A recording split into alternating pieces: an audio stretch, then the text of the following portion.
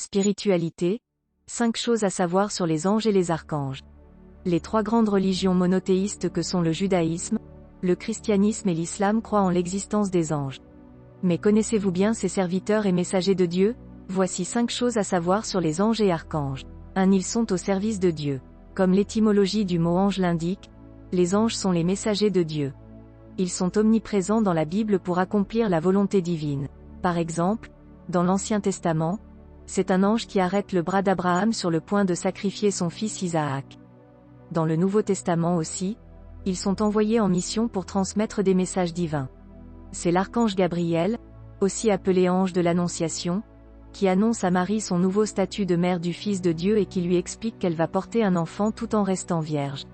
2. Ils forment une hiérarchie céleste. Si vous vous demandez quelle est la différence entre un ange et un archange, sachez que ce deuxième terme désigne un chef parmi les anges, le préfixe arche signifiant « supérieur ». L'Ancien Testament ne mentionne pas cette hiérarchie céleste mais fait plutôt intervenir les anges à chaque fois que Dieu doit envoyer un message aux hommes. Toutefois, la Bible désigne 3 archanges par leur nom et leur attribue une fonction précise. L'archange Michel, désigné comme le chef de l'armée des anges du bien, il terrasse le diable durant la guerre des anges décrite dans le livre de l'Apocalypse. L'archange Raphaël, mentionné dans le livre de Tobie, il est considéré comme un guérisseur et un protecteur des voyageurs.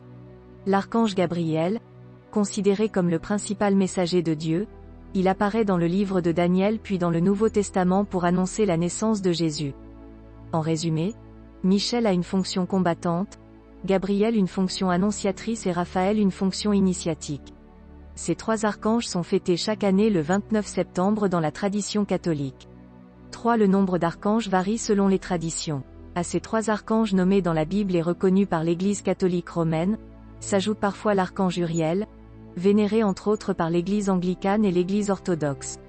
Uriel est l'ange qui apporte aux humains les lumières de la connaissance de Dieu.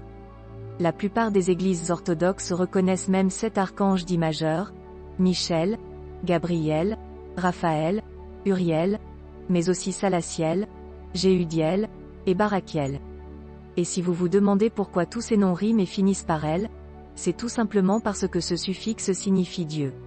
Gabriel signifie par exemple, la force de Dieu, attention toutefois à ne pas tout mélanger, malgré la consonance de son nom, Ézéchiel n'est pas un ange mais un prophète. 4. Nous avons tous un ange gardien. Les grandes religions monothéistes reconnaissent les anges gardiens qui ont pour rôle de protéger les humains de leur naissance à leur mort. Cette expression n'apparaît pas explicitement dans la Bible, mais les anges protecteurs y sont mentionnés à plusieurs reprises. Ainsi, chaque individu aurait un ange gardien qui est une sorte de garde de son âme. Si vous voulez vous adresser au vôtre, vous pouvez lui réserver une place dans vos prières en utilisant des formules très simples comme « Mon bon ange gardien, garde-moi et protège-moi toujours » ou « Je t'en prie, veille sur moi ». Notre ange gardien est comme un compagnon de route sur notre chemin spirituel. Cette présence angélique à nos côtés est particulièrement précieuse dans les périodes de doute et d'égarement où l'on craint de perdre son chemin. 5. Il est possible d'invoquer son ange gardien. Certains croyants disent prier leur ange gardien. Plus précisément, cela consiste à confier à l'ange gardien des prières que l'on adresse à Dieu. En effet, dans la tradition catholique, c'est Dieu qui reçoit nos prières et les exauce. Mais il est tout à fait légitime, dans ces prières, de demander l'intercession des anges, des saints ou de la Vierge Marie.